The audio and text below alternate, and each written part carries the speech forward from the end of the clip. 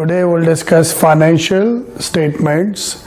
Financial statements are balance sheet. Now we call it as statement of financial position, statement of income, retained earning, comprehensive income, statement of cash flows, and for other than that we have other financial statement presentation. For example, you are outside in America, your company is operating in Philippines, but you are an American company, so how to handle the local accounting and then what kind of statements you have to produce, this is I will explain.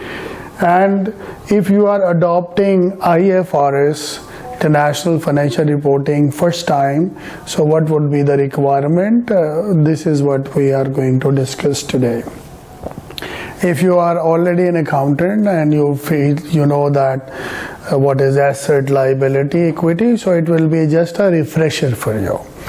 But we have to today discuss that what are the financial statements, what are the terminologies in terms of US GAAP and IFRS. Maybe you work in a company where you don't have so much revaluations or currency up and downs, hedging, swapping, so you may not have seen the other comprehensive incomes that way, but so it may be a new knowledge for you, but it is not, then it is just a revision. So okay, what is balance sheet? We call it as all assets. In accounting we have 5 things. Like in alphabets, in any language we have so many, we have 5 things. 3 are here. Assets, this should be equal to liability plus equity. How it goes is whatever you have as a person, either it's your own money or either this is a borrowed money from your friend, from your any sources you have accumulated. But both, if you add them, it will be equal to your assets. So these should be always balanced. Now previously we do go for this logic, but currently all financial reporting is focusing to make accounting for layman, simple. That's why we are not using a horizontal balance sheet anymore. We are using a vertical style of reporting, which eliminates the apparent concept of, means a layman cannot see this is an equation on the back end, because we are making it more in a presentation style. So this is what we are focusing on.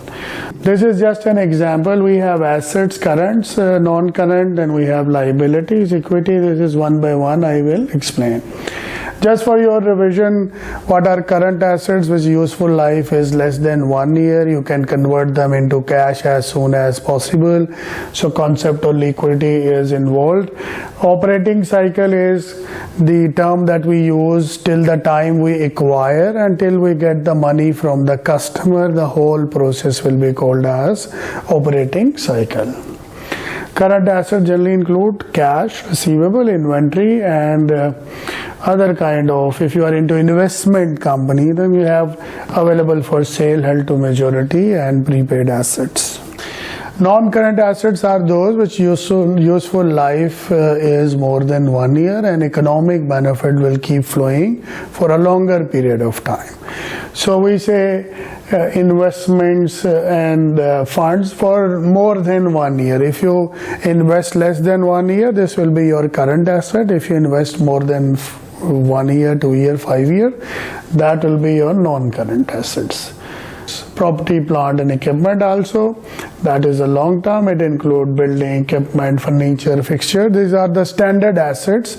In every business we do see furniture, fixtures.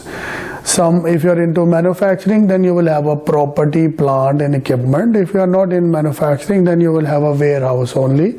It may be owned by you or it can be rented. So as the nature of business will change, the name and asset type will also change. Yeah, other non-current assets are also bond issuing cost, machinery rearrangement, long-term prepayments, deferred tax assets, receivables. This is, it's not that way easily you can classify. You have to read the contracts. For example, if you are a bank, you are investing in futures, forward markets, you are swapping. So we have to see what is the nature of the contract. Term and the conditions will decide that are we going to classify as a current asset or a non-current assets. So some assets we are always need to be judgmental based on the contractual obligations. Current liabilities are obligations that you have to settle within 1 year.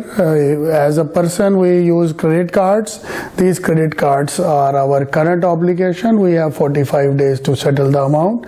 So as a company, we buy trade payable, we create trade payable when we buy the purchases or stocks, and then we have other payable.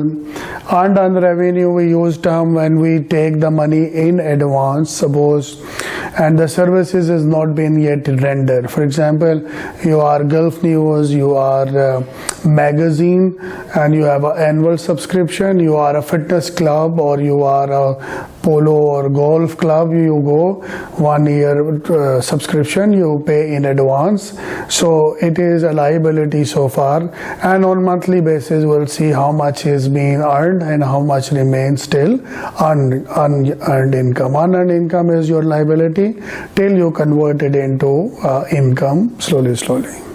We do have other obligations like short-term notes, payments required under sinking fund provision. Sinking fund, when we create a bond, so as per law we have to create a fund. This fund will create or keep some money, depending on which country you are into, as a cushion. So that will be also a current liability. Payment on the current portion of serial bond who pays you money as a return based on a series of payment. It can be monthly, quarterly, yearly, based on that. That's why they are called serial bonds.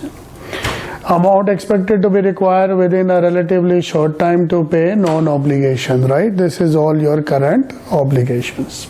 Current liabilities do not include, he mentioned, short-term obligation if an entity intends to refinance them. For example, you have used your credit card, right? It was an amount of 100,000. Now, as you use, it is your current liability, because credit card will not give you more time. 1 day, 45 days, 30 days, you have to settle the transaction.